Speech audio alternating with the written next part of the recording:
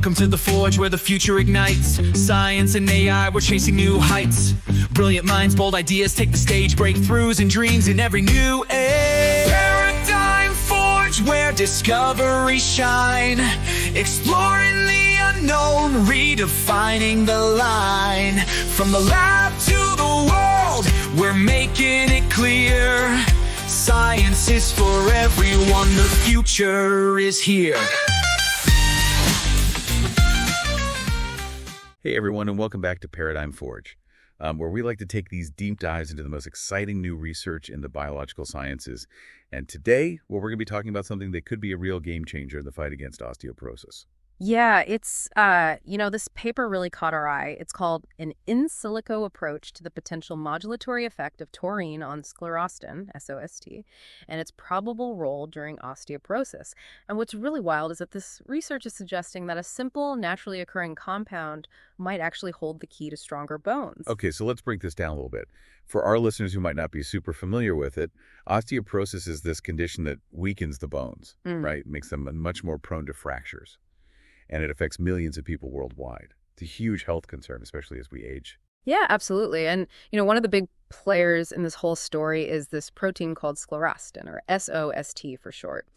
And you can kind of think of it like a brake pedal that slows down bone formation. So when SOST levels are high, our bodies actually build less bone, which can lead to, a weakened skeleton over time. Yeah. Okay. So high SOST equals weak bones. Yeah. Got it. But what's really interesting to me about this paper is that it's suggesting like a completely new way of targeting SOST.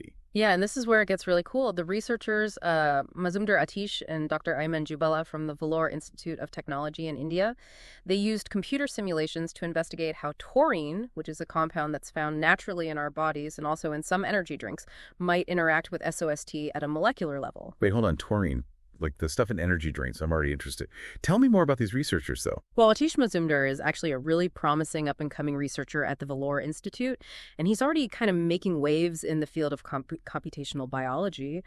And Dr. Manjubala, his mentor, she is a leading expert in bioinformatics with like a really impressive track record of groundbreaking research. So together, they've kind of combined their expertise to explore this really exciting new frontier in bone health. Okay, so they're focusing on taurine. That's so interesting. Why did they choose to investigate this particular compound?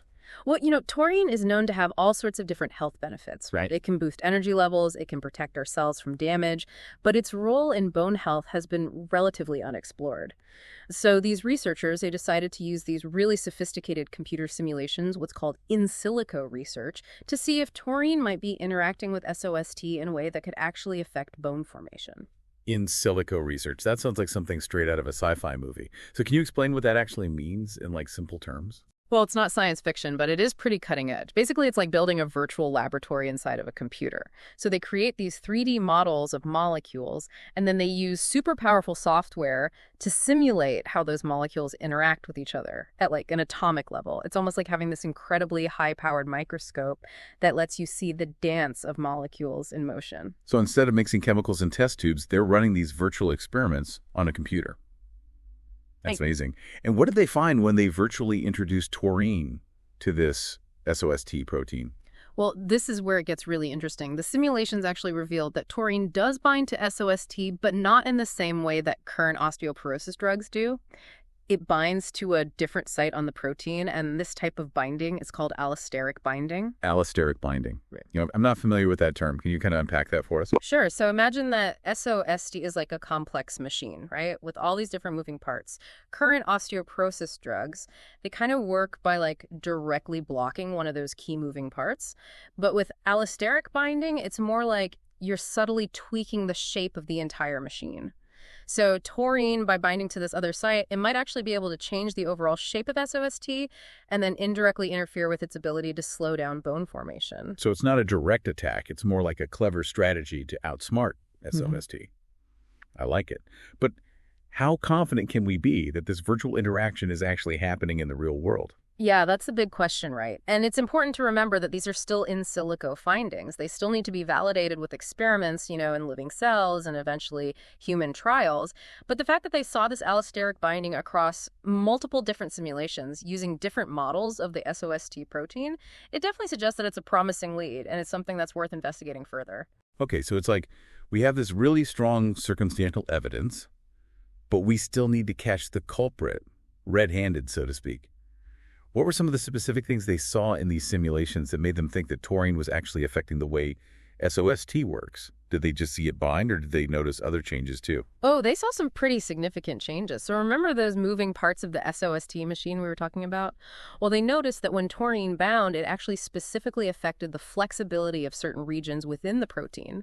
They're called loop 2 and loop 3. So taurine's like messing with the specific moving parts that SOST needs to actually function properly. It's pretty impressive. It is. And the really cool thing is we're talking about a compound that's naturally found in our bodies, and it's generally considered safe. So if these findings hold up in real-world testing, it could open up this whole new avenue for treating osteoporosis with potentially fewer side effects than some of the current medications that are out there. This is all incredibly promising, and I'm already really eager to hear more about what these researchers discovered, but I think it's time for a quick break. When we come back, we'll explore the specific methods they used, the key results they obtained, and what this all means for the future of osteoporosis treatment. So stay tuned. Welcome back to ParadigmForge. Before the break, we were talking about this fascinating research on taurine and its potential role in fighting osteoporosis. And I have to say, I'm super curious to hear more about how these researchers actually conducted their investigation. Like, how did they go about this?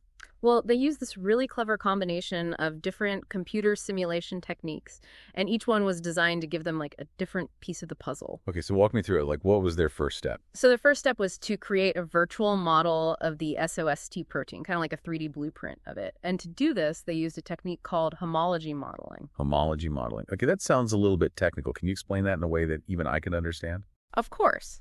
Imagine you're an architect and you're designing a new house. Right. You might start with a template, like a basic design that's kind of similar to what you want to create.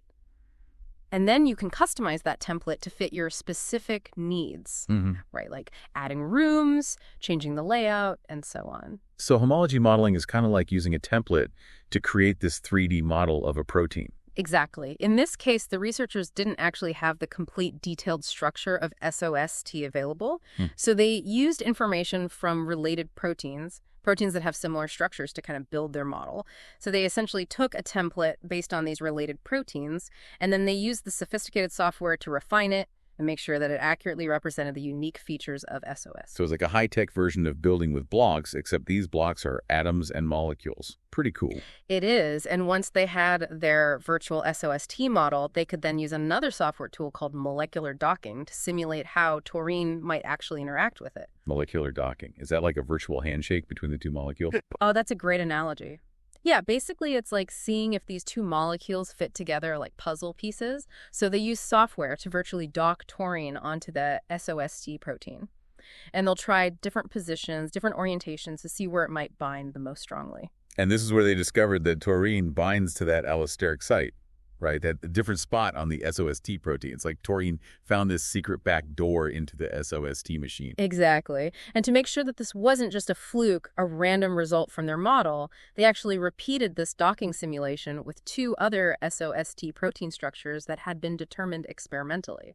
So they triple-checked their findings using different virtual models. Yeah. And the results were consistent. Yes. Across all 3 models, taurine consistently bound to that same allosteric site, which suggests that this interaction is likely to be relevant in real-world scenarios. Okay, so that definitely strengthens their hypothesis that taurine is doing something interesting here.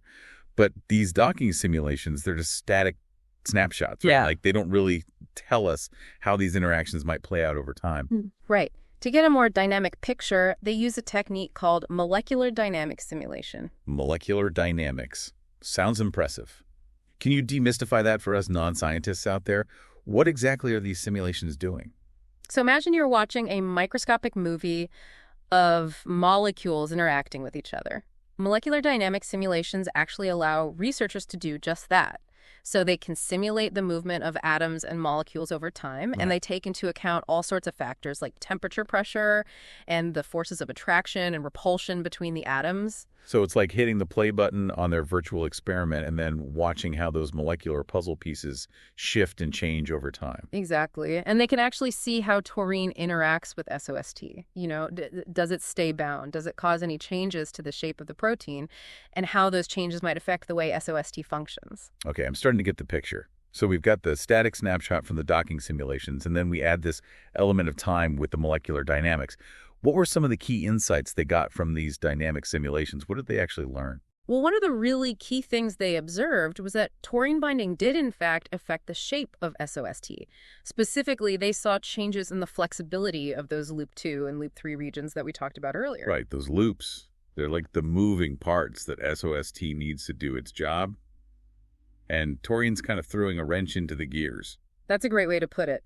They also saw changes in the flexibility of cysteine residues within SOST, which are important for kind of maintaining the protein's overall structure. So not only is taurine messing with the moving parts, but it might actually be weakening the structural integrity of the whole protein. Yeah, that's a possible interpretation. And these findings, they're really consistent with this idea that taurine is acting as an allosteric modulator. So it's indirectly impacting the way SOST functions by actually tweaking its structure. This is all starting to make sense now. But we haven't really talked about those 7 taurine analogues yet. Remember those? Like the chemical cousins of taurine that might be even more potent? Right. Well, the researchers didn't stop at just simulating taurine. They also ran simulations with these 7 analogues to see if any of them might bind even more strongly to SOST or induce even more dramatic changes in its shape. Okay, and what did they find? Did these taurine analogues live up to the hype? Well, the results were super promising. A lot of these analogues showed even stronger interactions with SOST than taurine itself. And some of them caused even more significant changes to the flexibility of those crucial loop regions. So we might actually have this whole family of potential bone-strengthening compounds, each with its own kind of unique way of interacting with SOT. That's incredibly exciting. It is. It opens up all these new possibilities for developing really targeted therapies for osteoporosis. You know, instead of just trying to block SOST completely, we might actually be able to fine-tune its activity and modulate it in a way that promotes bone formation without completely shutting it down. It's like having a dimmer switch for SOST instead of just an on-off button. It's a much more nuanced approach to treatment. Yeah. But before we get too carried away with all the possibilities, I think it's important to acknowledge that these are still early-stage findings. Right. Oh, you're absolutely right. These are in-silico findings, and they definitely need to be validated through real-world experiments. We need to see if these interactions actually happen in living cells and eventually, in human trials. Of course, virtual experiments are a super powerful tool for exploring possibilities, but they can't fully replicate the complexity of like a living organism. So what are some of the other limitations or challenges that these researchers might face as they kind of move forward with their research? Well, one challenge is figuring out the optimal dosage and delivery method for taurine or its analogs, Like, how much do you need to take to actually have a therapeutic effect? And what's the best way to get it to the bones where it needs to be? Right, those are some really crucial questions that need to be addressed before we can even think about translating this research into real-world treatments. What about potential side effects? We know that taurine is generally considered safe, but could there be any unexpected consequences of like long-term use, especially at higher doses? Yeah, those are all valid concerns. Thorough safety testing is definitely essential before any new drug can be approved for human use. And it's worth noting that taurine is already present in a lot of energy drinks. So understanding its long-term effects on bone health is going to be crucial. We need to make sure that we're not accidentally creating new problems while we're trying to solve existing ones. Exactly. So lots of exciting possibilities, but also some important challenges to address. Where do we go from here? What are the next steps in this research journey? Well, the next logical step is to take these in silico findings into the lab. So researchers can use cell cultures and animal models to test whether taurine and its analogs actually have the bone strengthening effects that were predicted by the simulations. So from the virtual world to the real world, what specific questions should these lab experiments be designed to answer? They need to confirm whether taurine and its analogs can actually bind to SOST in living cells, and whether that binding actually leads to changes in SOST's activity and ultimately to increased bone formation. And of course, they also need to investigate those optimal dosages and delivery methods that we were talking about. Right. translating these computer-generated insights into real-world therapeutic strategies. And of course, safety testing will be a top priority throughout this entire process. Exactly. And as those lab experiments progress, we'll gain a much clearer picture of the true potential of taurine and its analogues as these bone-strengthening agents. It's a super exciting area of research with the potential to really transform how we approach osteoporosis treatment. It certainly is. I'm already eager to see what the next chapter in this story holds. But before we wrap up our discussion of this remarkable research, I think it's worth taking a step back and kind of considering the broader implications of this work. What does this tell us about the future of scientific discovery, especially in the realm of biological sciences? We've been talking about this one specific study, but I think there's some bigger takeaways here about the way science is being done these days. We'll be right back after a short break to delve into those bigger questions. Welcome back to ParadigmForge. We've been on this incredible journey today exploring the fascinating world of taurine and its potential role in, fighting osteoporosis. It has been a remarkable exploration, hasn't it? From understanding sclerostin, SOST, that's our villain in this story, to uncovering this unexpected hero taurine. And, even more exciting, this intriguing family of analogues. We even went behind the scenes a little bit to see how scientists are using computer simulations to unravel these molecular mysteries. Yeah, from homology modeling and molecular docking to those dynamic simulations that let us actually watch those molecular interactions unfold in virtual time. It's mind-blowing to think that we can actually study these processes in such detail now, even at the atomic level. And through these simulations, researchers have discovered that taurine might actually be changing the shape of SOS, ultimately interfering with its bone-inhibiting activities. It's like they found the secret back door into the machinery of bone formation. And we've also, been careful to talk about the limitations of this research, right? Emphasizing that we need real-world lab testing to confirm these really promising in-silico findings. It's a good reminder that while these virtual experiments are incredibly powerful tools, they can't completely replicate the complexity of a living organism. Absolutely. But, I think it's time now to zoom out a little bit and consider the broader implications of this work. What does this tell us about the future of scientific discovery, especially in the realm of, biological sciences? Okay, yeah, let's connect this to the bigger picture. What are some things that stand out to you? Well, I think this research really beautifully illustrates the power of interdisciplinary collaboration, right? We're seeing computer science, biology, chemistry, medicine, all these different fields converging to tackle these complex health challenges. And it's a real testament to the fact that the most exciting breakthroughs often happen at those intersections, where different fields kind of cross-pollinate. Yeah, it's like we're breaking down the silos between scientific disciplines, or we're creating a more holistic and integrated approach to research. And this study is like a perfect example of that. Computer simulations aren't just tools for physicists and engineers anymore. They're becoming absolutely essential in biological research. They allow us to actually explore these really intricate mechanisms of life at a molecular level. Exactly. It's like we have this whole new language for understanding biology, a language that's written in algorithms and simulations. And this new language is opening up a world of possibilities. We can test hypotheses, we can design experiments, and we can even identify potential drug candidates much faster and more efficiently than ever before. It's like having a fast-forward button for scientific discovery. But it's not just about speed, is it? There's this whole new level of precision and depth that these simulations can bring to the table. Absolutely. In-silico research allows us to explore scenarios that might be impossible or even unethical to try and replicate in a traditional lab setting. So, we can manipulate variables, we can test different conditions, we can even study the effects of potential drugs on virtual patients. So it's not just faster, it's also safer and potentially more ethical in a lot of cases. That's a pretty powerful combination. It is. And as these computational tools become even more sophisticated and as our understanding of biological systems gets deeper, we can definitely expect even more groundbreaking discoveries in the years to come. I think we're truly on the cusp of a scientific revolution. And I, for one, am incredibly excited to see where this journey takes us. It really is an exciting time to be witnessing this transformation in how we approach scientific discovery. And for our listeners who are as captivated by this research on taurine and osteoporosis as we are, we encourage you to stay curious. Keep exploring and never stop asking questions. Who knows what other hidden gems might be out there just waiting to be discovered, even in the most unexpected places.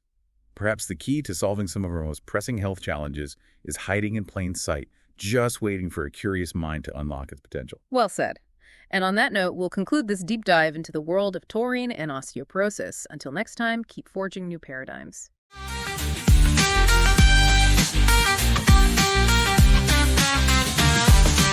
Debates that inspire, ideas that spark, lighting the way through the research dark. From pioneers to the next gen crew, this is the Forge, connecting science to you.